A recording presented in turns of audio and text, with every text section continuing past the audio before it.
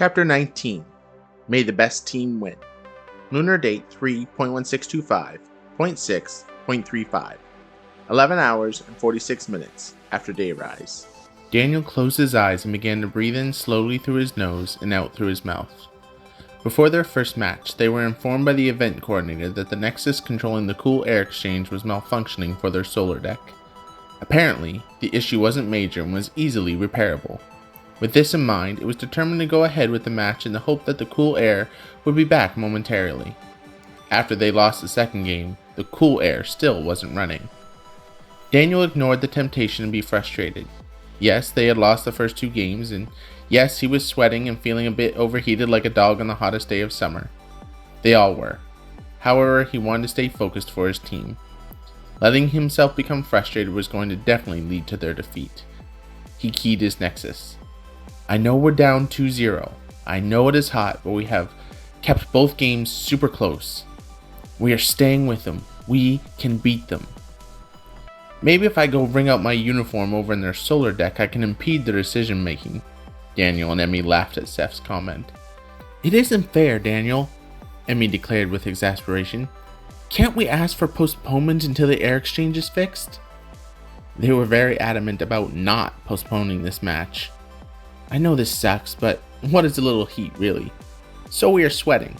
Did Wilbur Artanikst give up when life got hard? He used his uniform sleeve to wipe some sweat from his brow. No, they both mumbled.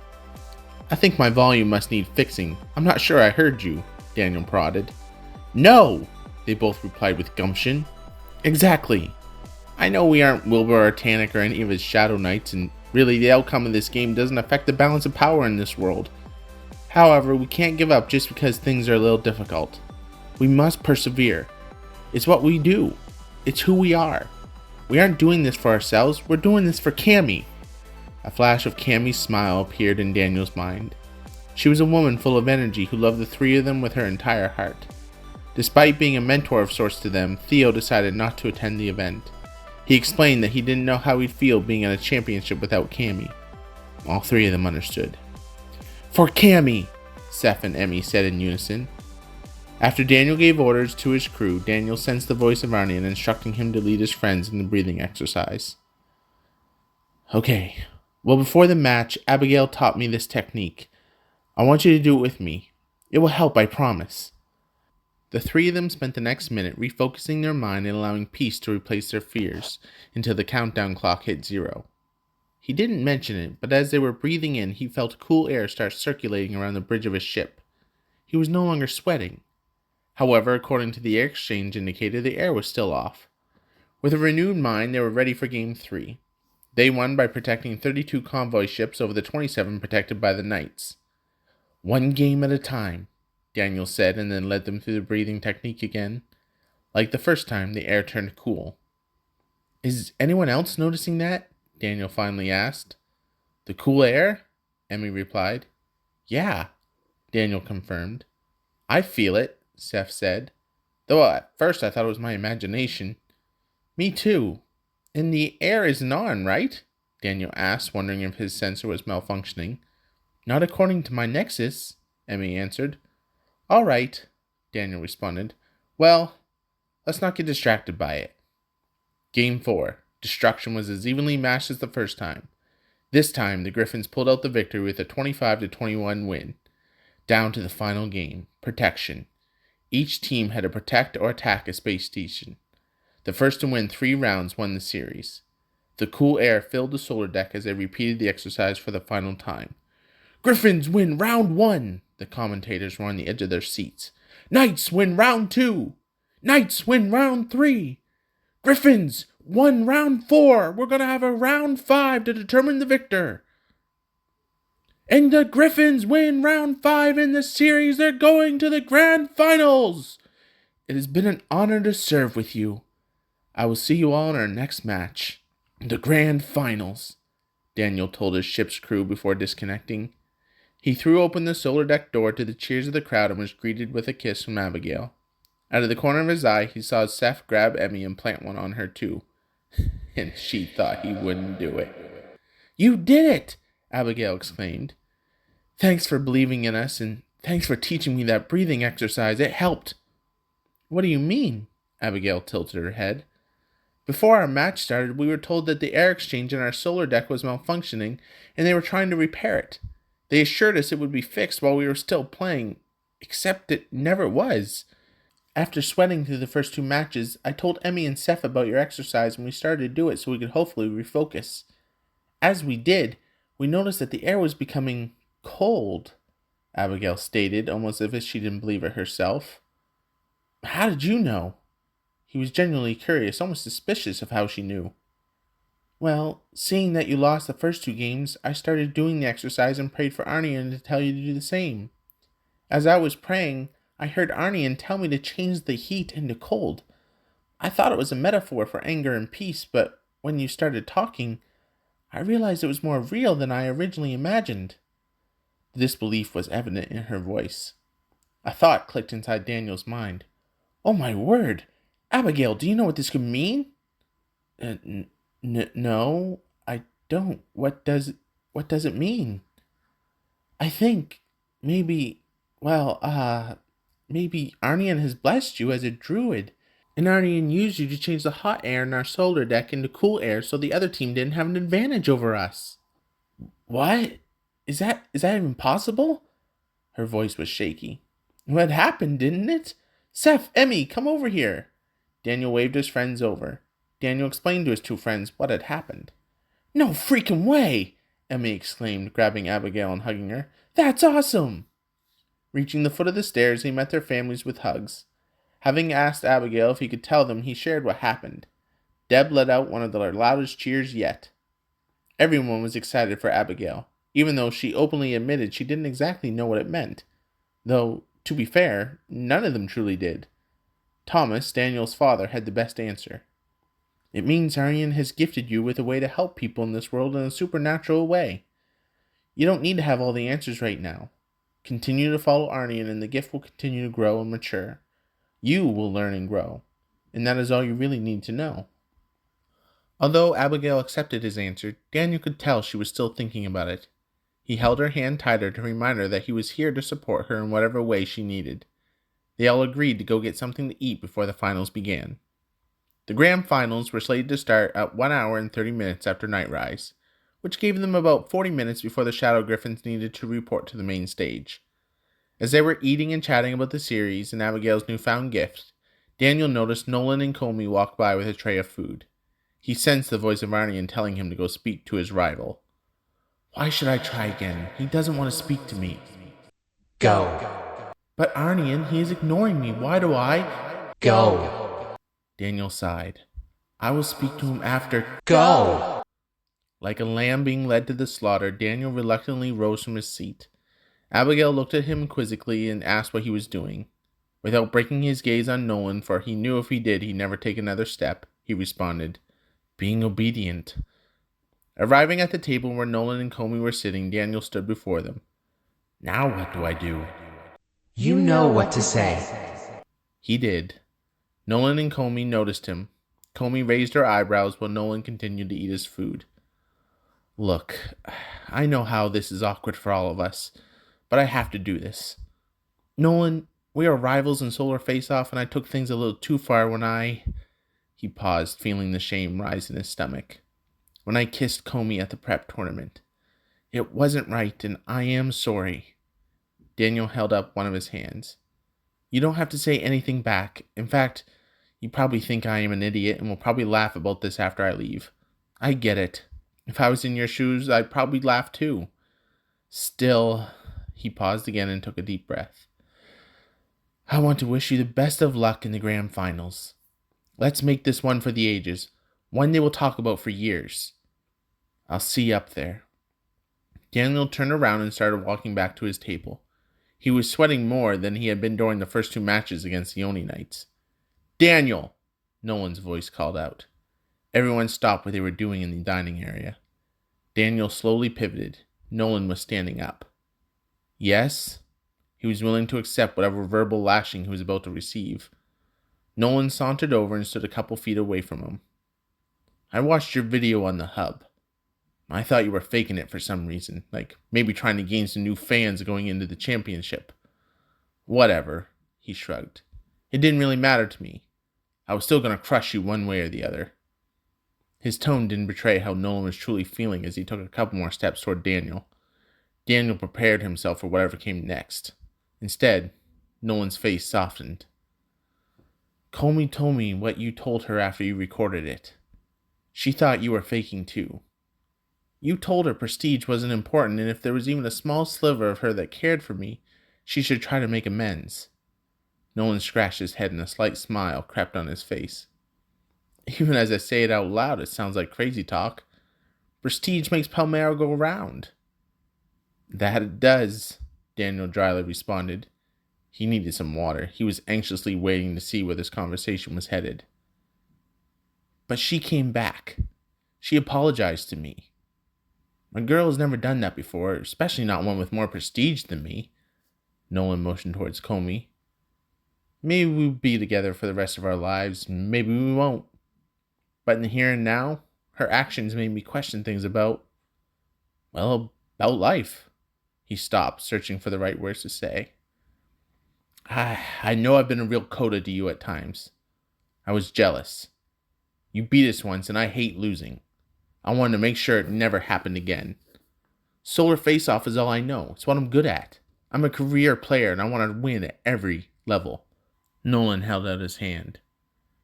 However, you aren't a bad guy, Daniel Sheppard. And I hope you can see that I'm not either. Just dealing with the cards that life dealt us.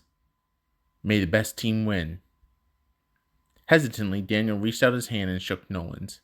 He half expected to be pulled in towards him and knocked out with a swinging left hook. It didn't happen. May the best team win, Daniel repeated in disbelief. Once they shook hands, they both returned to their respective tables. Hushed whispers spread around the room like wildfire. I was not expecting that, Daniel mentioned as he took his seat. Well done, son, Tomas patted Daniel on his back. Proud of you. I thought Nolan was going to pound you, Seth mentioned, mimicking a punch to the face. So did I, Daniel agreed. Arnion told you to go over there, right? Abigale inquired curiously. Yes, I wouldn't have gone on my own, trust me. I still can't believe it happened like that. A part of me still wants to be angry at Nolan, but I can't. Not now, not after he acted with respect. Disbelief was still present in his voice. When we strive to live in harmony with all of humanity, Dave Ricard began, people take notice and it makes them question their own way of living. Does that mean we shouldn't try to win? Daniel asked. He was half joking. I said you are striving to live in harmony, Dave corrected with a smile. You won't always be perfect at it. Wipe them out. Blast their ship into tiny smithereens, Deb added. We get it, Mom, Emmy said, rolling her eyes. Punch them into oblivion, Clara added with exploding hand motions. Oh, here we go, Daniel groaned. Abigale giggled. She was enjoying it. Turn their ships into sprinkles of stardust. Donna rubbed her two fingers together as if sprinkling them. We get the idea, Seth sighed. You want us to win. After everyone finished eating, they went back to the main area. Turning to Daniel, Abigale held his hand firmly and said, I will be praying for you. Hopefully the cool air is back on. Thanks. If it isn't, I know who to call. Daniel winked. She kissed him fiercely. Now what am I supposed to expect when we win? I gave you your prize early. She squeezed his arm and smiled. Call it faith. Daniel's heart melted. I shall cherish it even more so. Go win, Arnion boy. We will. Nature girl. He was sincere with his words. Nature girl. She tilted her head to the side. Some strands of purple hair slipped in front of her face. She blew it away and then tucked it behind her ear. I figured you deserved a nickname too. Okay, well, why Nature Girl? She asked for clarity.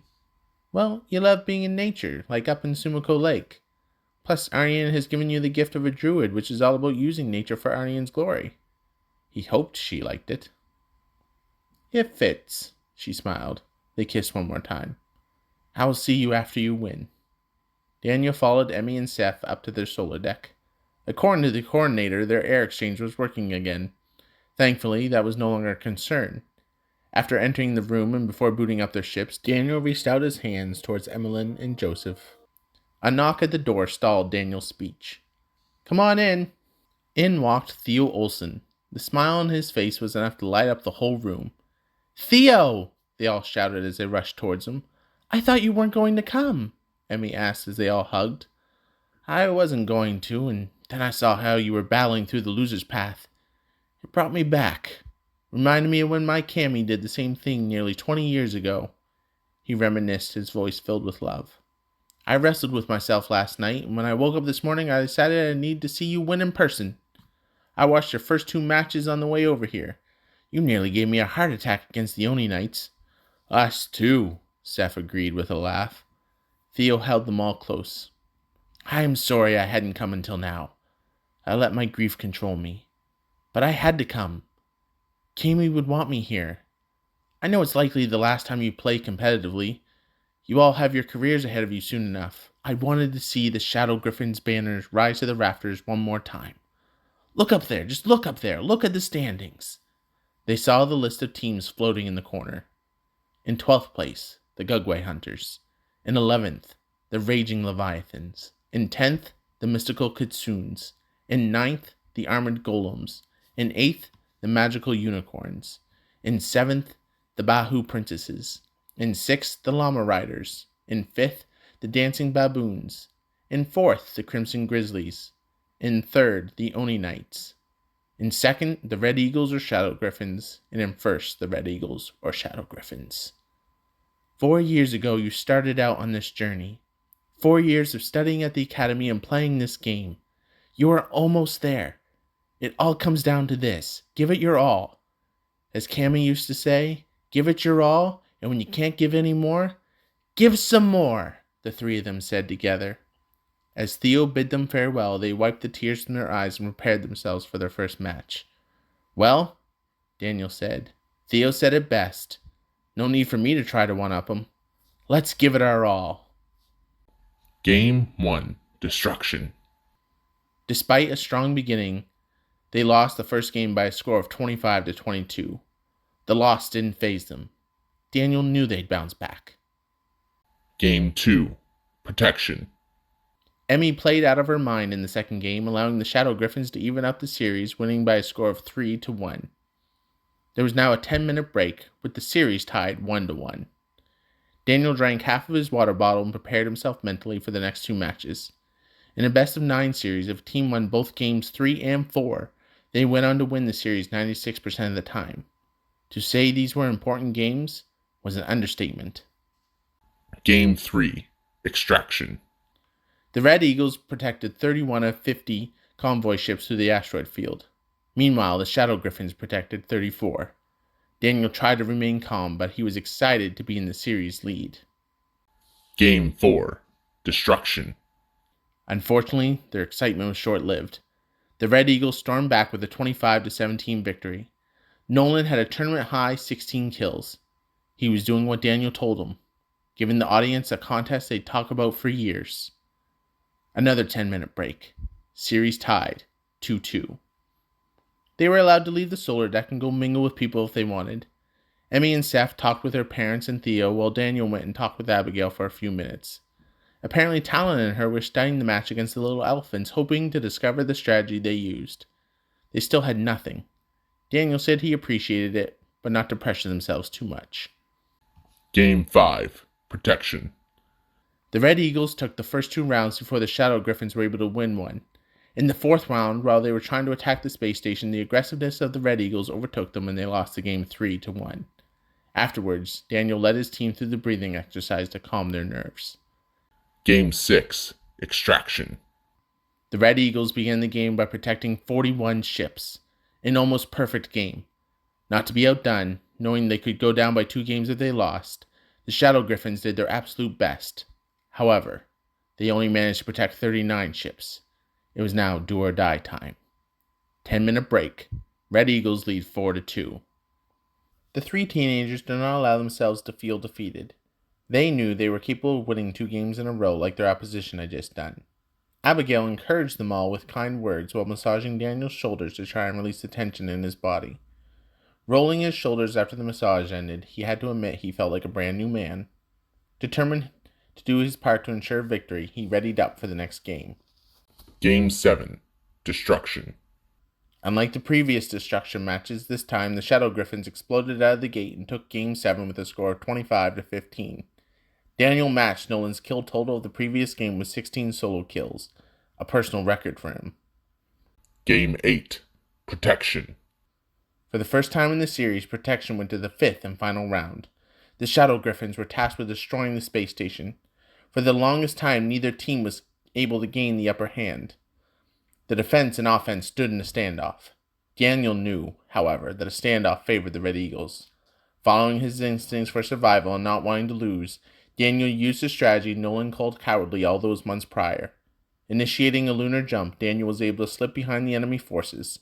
With all of his fighters protecting his flank, his ship survived long enough to ram the station and blow it up, and end the game enforcing a decisive and exciting Game 9. 10-minute break. Series tied 4-4. Abigale and Tallon met him as soon as he exited the solar deck. Both of them were gleaming with smiles. "We found it!" Tallon exclaimed. "Found what?" Daniel asked, a little tired from the mental and physical exertion from the series. "We know what strategy the little elephants used." Abigale was just as excited as his younger brother. Daniel's jaw dropped. "What was it?" "They're fighters." Tallon pulled up the game file. "They used their fighters to hide among the asteroids and then issued a self-destruction order." Tallon fast-forwarded the video to the part they showed. "Their explosions caused the asteroids to break apart and tear apart anyone or anything that stood in their way. No one has ever done this before because players hold their fighters to be too important to just sacrifice, as it leaves them exposed to enemy fighters." Tallon explained, his excitement undiminished. "With this strategy, it doesn't matter though, because the opposing team's ships are destroyed or crippled outright." Daniel's eyes sparked as different scenarios ran through his mind. "That's excellent, Tallon, thank you." He hugged his brother. "Actually, it was Abigale," Tallon admitted while hugging his brother back. Ending the hug, Daniel faced her. "Oh, really?" His eyebrows raised in curiosity. "Yeah," Abigale smiled. "When I saw you use your fighters to protect your ram against the space station, it clicked." She continued to explain. "I hadn't seen any of their fighters in the video. I asked Tallon to check, and sure enough, he confirmed it." Daniel hugged them both. "You may have just paved the way ahead for our victory." He glanced down at his nexus. "I still have 5 minutes to inform Emmy and Seth so we can devise a strategy." "One other thing," Tallon noted slowly, as if he was unsure if he should say it or not. "Nolan and you are neck and neck for best stats of the whole championship. If you..." "Thanks, Tallon," Daniel cut his younger brother off gently. "But I'm not going to focus on that right now. I'd rather our team win this whole thing than focus on getting extra prestige." "But you get prestige for winning," Tallon reminded him. "True. That's not why we want to win, though. We want to win to show the world that anything is possible when you work as a team who loves and respects one another. Not because of the accolades it could bring us. Does that make sense?" "Yeah, I guess," Tallon shrugged, avoiding eye contact with his brother. Daniel ruffled Tallon's hair with a chuckle. "I appreciate you looking out for me. I have to head back. Keep an eye out for us to use this strategy to win." "I will," Tallon replied joyfully. Abigale kissed Daniel gently on the lips. "Go get them, Arnion boy." Daniel smiled brightly. "I promise to do my best, nature girl." As he walked back into the solar deck, Daniel contemplated the best way to use the strategy. "Blowing up the asteroids is best used when we're attacking so we can destroy as many convoy ships as possible. However, we are starting the game off on the offensive. If we use the strategy then, Nolan might pick up on it and use it against us. I can't take that chance. I have to save it for when we are on defense. But is that too risky?" He shared his concerns with Emmy and Seth. They were relieved to know what had happened in their game against the little elephants. They exchanged thoughts and finally agreed on a plan to set in motion just as the final game was about to begin. Game 9. Extraction.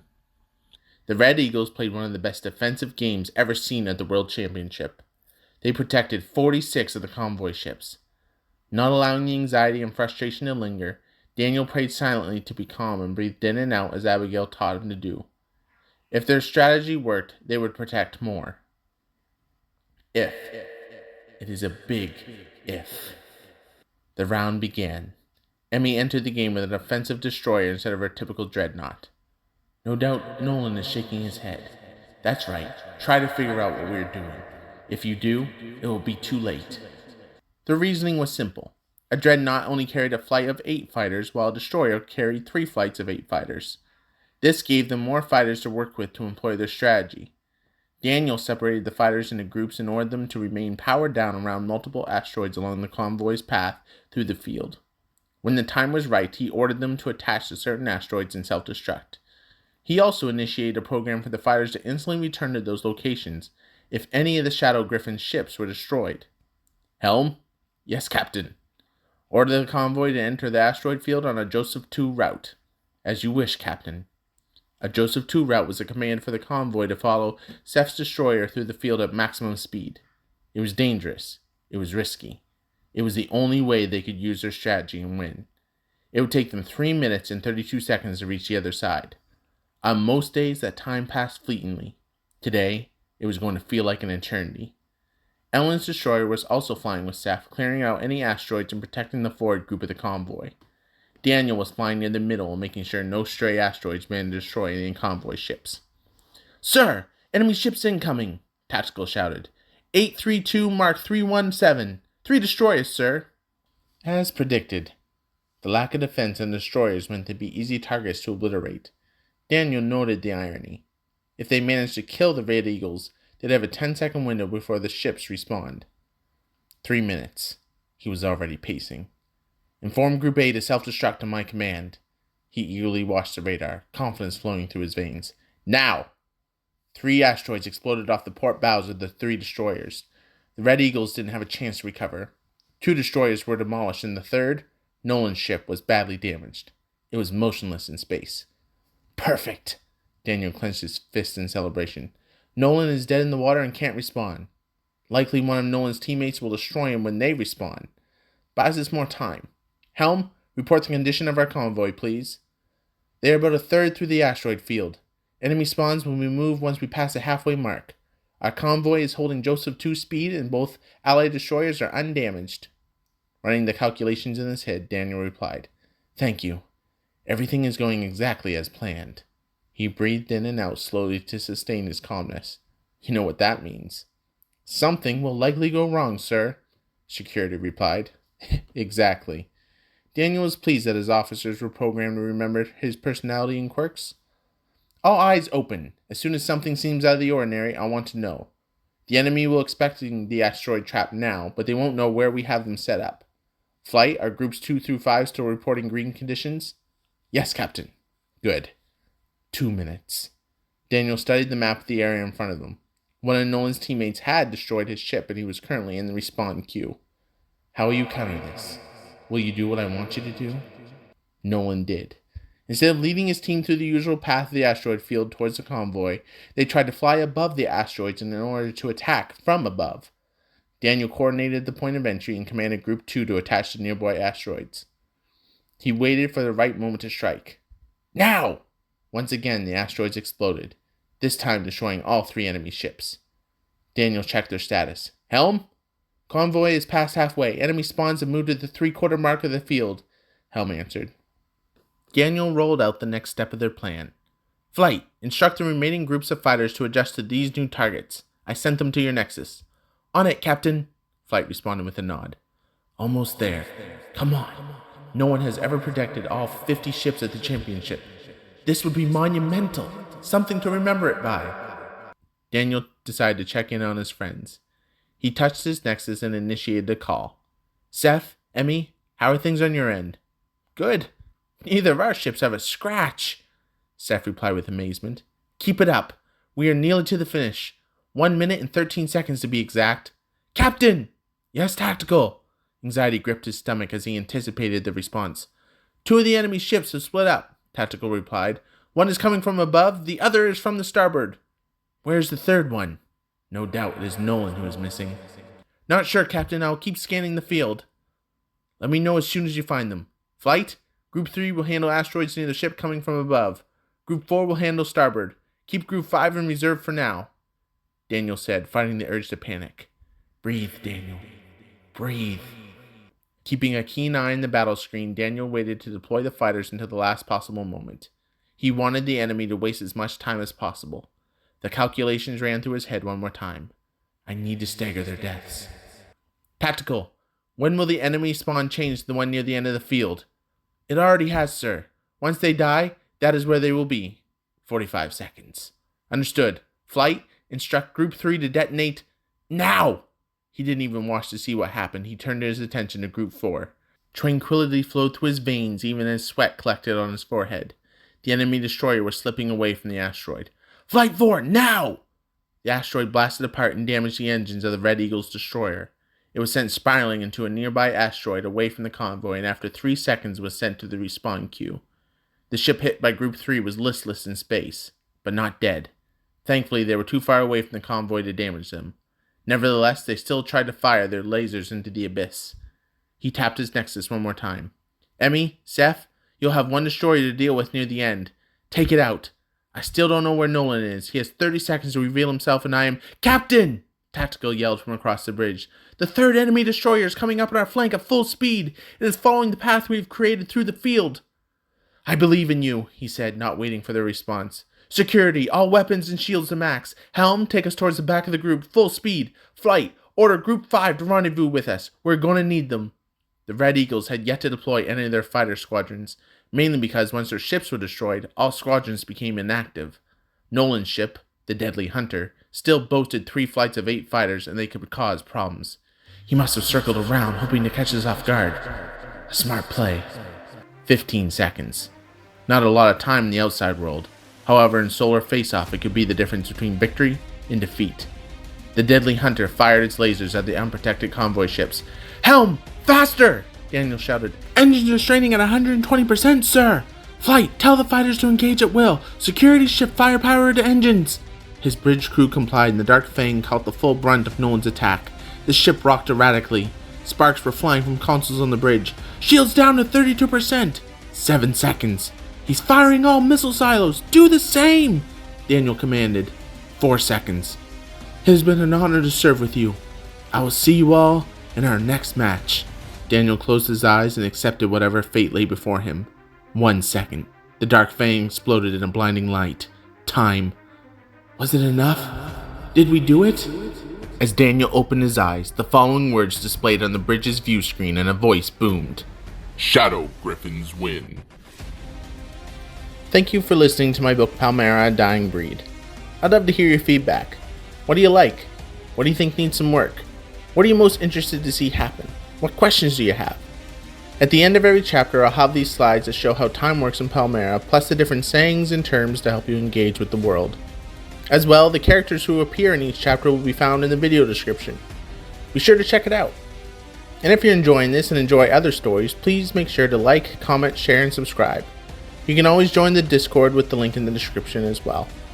Until next time, Hinei Akmatov, which means how pleasant it is for humanity to dwell in harmony with one another.